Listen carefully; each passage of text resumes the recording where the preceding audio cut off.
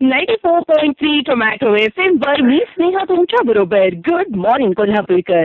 आज आपण अत्यंत महत्त्वाच्या गोष्टीची चर्चा करतोय, अर्थातच इथेनॉल मिश्रित पेट्रोल.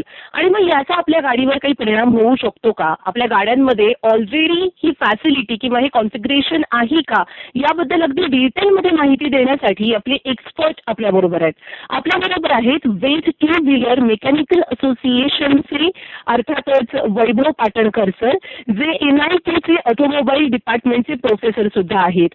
सर, सगळ्यात आधी मी टोमॅटो FM वर आपल्याला वेलकम करते आणि गाडीच्या इंजिनच्या दृष्टीनं किंवा लॉंगॅव्हिटीच्या दृष्टीनं याच्यावर काही परिणाम होऊ शकतो का, याच्या काय बाजू सांगाल आपल्या सगळ्या लिस्नर्सना?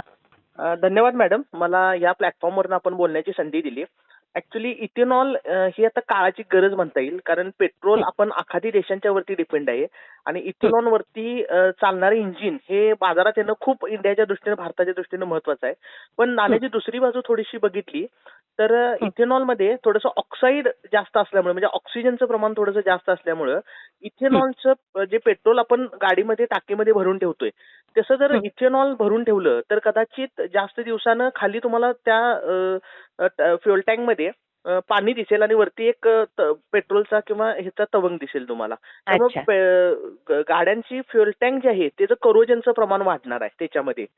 म्हणजे गाडी मॅन्युफॅक्चर करताना त्या मटेरियलची फ्युएल टँक आणि इनटेक सिस्टम जेवढे असतात, जिथं हवा आणि पेट्रोलचं मिक्सर जसं आता येतंय, मग थ्रोटल बॉडी असेल, इनटेक मॅनिफोल्ड असतील, हे सगळं त्या पद्धतीने मटेरियल्स मध्ये चेंजेस करणं मॅन्युफॅक्चररला गरजेचं आहे.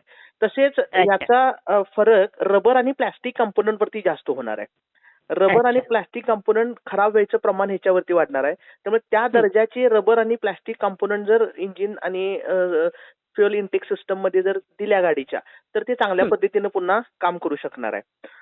इथेनॉलमुळे म्हणजे हे काही चेंजेस आपल्याला करण्याची गरज आहे. हो हो हो, काही चेंजेस जर मॅन्युफॅक्चररना R&D डिपार्टमेंटने केल्या तर इथेनॉल अगदी व्यवस्थित चालू शकते.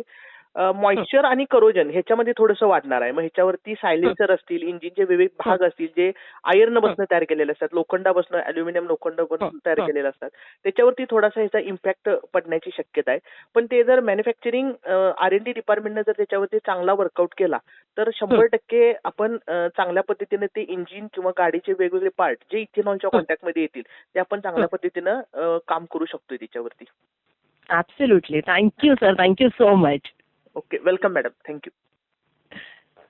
सो सध्या काळाची गरज म्हणून इथेनॉल या ऑप्शनकडे बघायला काहीच हरकत नाहीये, किंवा ती गरज आहे असं सुद्धा आपण म्हणू शकतो. पण त्या पद्धतीनं जर आपल्या गाड्या तयार झाल्या तर त्याचा जास्त फायदा होऊ शकेल.